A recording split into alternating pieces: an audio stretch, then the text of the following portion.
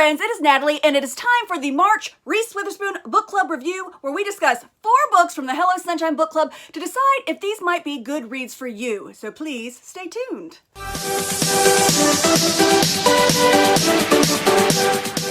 The first book I want to talk about is the February pick, The Scentkeeper by Erica Bauermeister. I buddy read this with Dani from Current Chapter since we've expanded the book club review a bit, and she's going to be doing a deeper discussion video, and she already has. It was posted on Friday. And this month, we realized that we are not always going to agree on whether the books are good or bad, because wow, we're 2 different people with 2 different opinions, and it only occurred to me as we were reading this that we might not feel the same way about a book, but that's good for you because you're going to get what? 2 perspectives, so that's a good thing for you. Now, the main character in this is Emmeline. She grows up isolated on an island with her father. She's very happy. Her father seems to have these magical glass bottles that have captured the smells or scents of situations or places, and they just seems really magical, and she's very happy. But she also does have questions. Why is she living this isolated life? Where's her mom? Does she have a mom? And where are these magical bottles even coming from? Eventually, Emmeline is pushed out into the real world, and that is when she needs to find the answers to all of these questions. Who is she? Where did she come from? What is the story about the island? Does she have a mother? Who's her mother? And she meets incredible characters along the way on this journey that she takes. Now, this book wasn't perfect. I'm kind of stuck between 3.5 stars or 4 stars, which I know some of you are going, you mean 3 3/4 stars? I'm not a 1/4 stars person, I don't want to do that, but I am really stuck between 3.5 stars and 4 stars. Dani is going to give it a lower score, but she's going to go into much more depth about why she's giving it a lower score. There were things that, like I said, we agreed on, and some things that bothered her that didn't bother me so much, so it'll be very interesting to watch. I think what I liked the most about this book and why it is very much pushing to 4 stars for me is that it was different from anything else that I've ever read. It's talking about smells and how the smells can really take you back to certain situations. I know when I walk into my grandmother's house, the first thing that I smell is cigarette smoke mixed with potpourri. But for some reason, when I smell that, I relax. My whole body relaxes because I feel safe in my grandmother's house, and I associate that smell with my grandmother's house. Or if you go into a preschool and you get that Play-Doh smell, all of a sudden you feel like a small child again. There are so many things our brain associates with smells, and that's what this book really talks about. Even as she's left the island and she's going on this journey trying to figure out who she is, she's always talking about what she's smelling and what it's reminding her of or what she thinks it might be. And that's what I think made this book so special. So I think I am going to go ahead and give it 4 stars.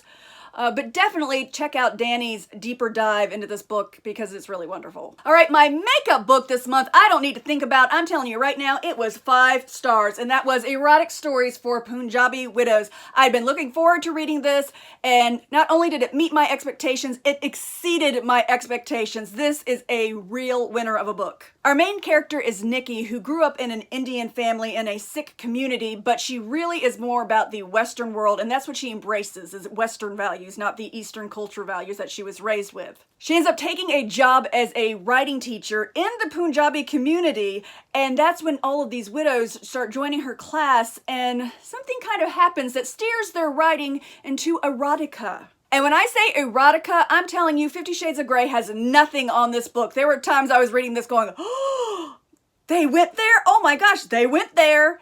So you definitely get that sense of them trying to tell you, hey, we're all human, we all have these same kind of desires and fantasies, and just because you see a woman who looks completely different from you, who's wearing a tupada, who's from an Eastern religion, you think, oh, we must have nothing in common, and then you realize when these women start writing their erotica that, wow, we're not so different, which is a very common theme when we talk about books that are talking about different cultures.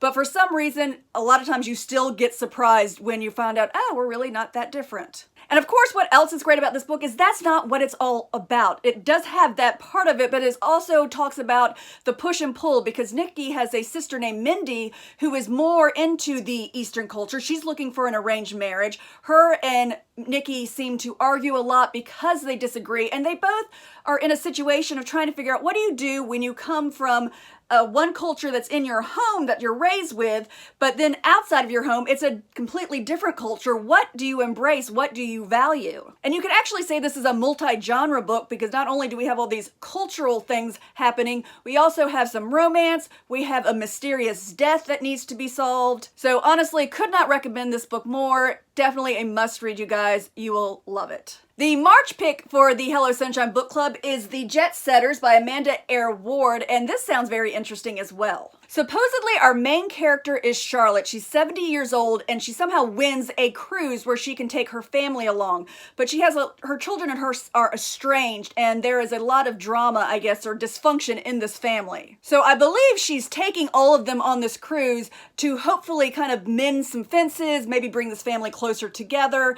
I also have heard that every character in this has some kind of roadblock or problem that they're dealing with. And there seems to be some kind of trauma that happened earlier in all of their lives that they are all still dealing with. Now, I have not started this yet, but I do know this cruise goes all through Europe.